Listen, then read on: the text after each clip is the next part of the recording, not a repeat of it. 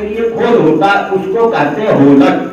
शब्द क्या है? होलक। और जब उसको हम भूनते हैं तो उसमें से छिटक करके दाना बाहर निकल जाता है छिल करके, तो वो कहा जाता है प्रहलाद। माने बहुत अधिक आलाप, माने आनंद देने वाला।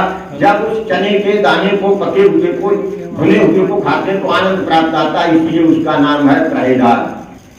अब कहानी जोड़ ली गई हिरण्यकशिप और प्रहलाद और होलिका से कि हिरण्यकशिप का एक पुत्र था जिसका नाम था प्रहलाद, और वो भगवान का नाम लेता था। हिरण्यकशिप बहुत शक्तिशाली था, कहते उसने साधना करके बहुत बल अर्जित कर दिया था। उसने कहा कि कोई भी राम परमात्मा का नाम नहीं लेगा, यदि नहीं करेगा, हवन नहीं करेगा, सब मेरा नाम ही मेरा नाम पुकारेंगे। इस घटना का वर्णन आता है।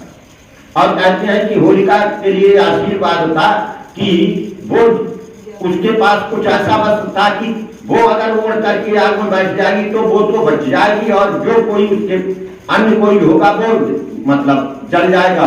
तो इसी तरीके से कहते हैं कि उसका पुत्र जो था, जब उसको भेजा विद्यालय में पढ़ने के लिए, तो वो सब विद्यार्थियों के लिए मतलब ईश्वर का नाम, राम का नाम कहे, उसमें रमन्ते यस्मिन् योगिना, मैंने उस दिन बताया था कि जिसमें ईश्वर का ध्यान करते हैं योगी लोग, रमन करते हैं, आनंद प्राप्त करते हैं साधना के द्वारा, उस तो वही ईश्वर का नाम, राम का नाम लो।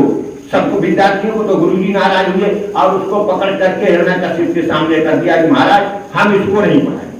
तो हिरण्यकशिप, उसमें विभिन्न यातनाओं का वर्णन आता है कि उस हिरण्यकशिप ने अपने पुत्र के लिए मतवाले हाथी के सामने डाल दिया।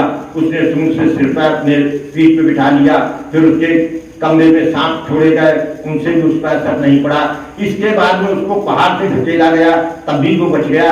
अंत में उसने सोचा कि ये जो मेरी बहन है इसको गोद में लेकर के इसको अगर बैठ जाएगी तो ये तो बच जाएगी और ये लड़का जम जाएगा। लेकिन कहते हैं कि किसी कारण से बहुत बड़ी मात्रा में आग इकट्ठी की और वो लेकर के होलिका जब बैठी तो इसके बाद में वो चूंकि शक्तिशाली होगा, नवयुवक बच्चा होगा, किशोर होगा, चंचल होगा, तो वो होलिका तो जल गई, उसका वस्त्र हट गया और वो प्रहलाद बाहर आ गया, बच गया।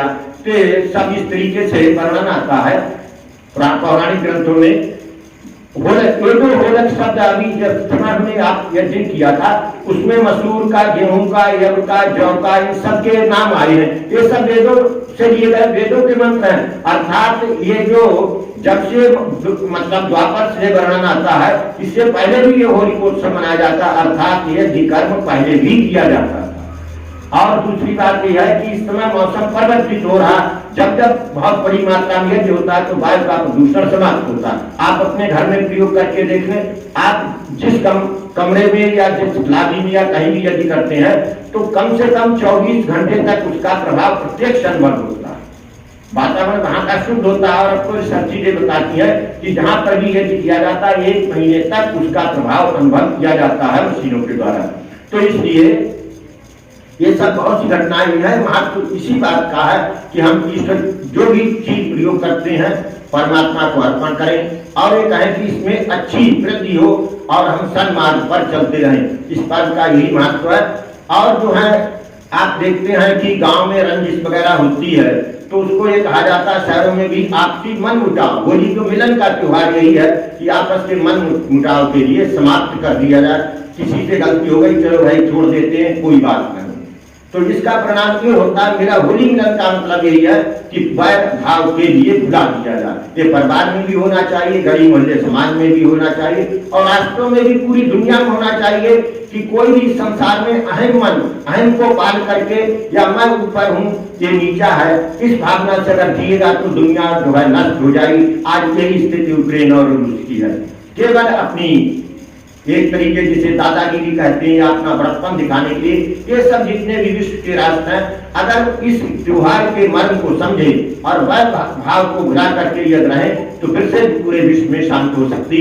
युद्ध का अंतिम परिणाम विनाशी होता है। जितने भी मतलब वैमनस्य के ये सब है, ये सब केवल बातचीत के द्वारा और सत्य को ग्रहण करके, वेद का मतलब आसमान का बहुत बड़ा नियम है कि सत्य के ग्रहण करने और सत्य के छोड़ने में सर्वदा उन्नत रहना चाहिए। परिवार के, समाज के, राष्ट्रों के, पूरी दुनिया के लोग जब सत्य को ग्रहण कर लेंगे तो निश्चित तौर पर सब पूरा अशांति जो है, वैमनस्य है, द्रोह है, ये सब खत्म हो जाएगा।